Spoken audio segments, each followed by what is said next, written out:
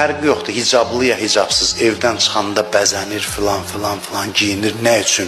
Diqqət dilənir küçədə. Bir dənə mənə baxın, xahiş edirəm, yalvarıram mənə baxın, yalvarıram mənə, bir dənə gözünüzü ilə bax. Bunun bəzənməyinin mahiyyəti budur. Bundan başqa bir şey deyil. Gözəlliyini qadın göstərsin cəmiyyətə. Qadın gözəlliyini göstərsin.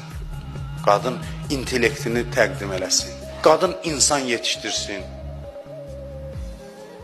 Yoxsa ki bu zahiri, yenə deyirəm, amma mən heç vaxt insanları hicablı, hicabsız filan bu bölgü tərəfdarı deyiləm. Bəzən deyirlər həyalı, həyasız.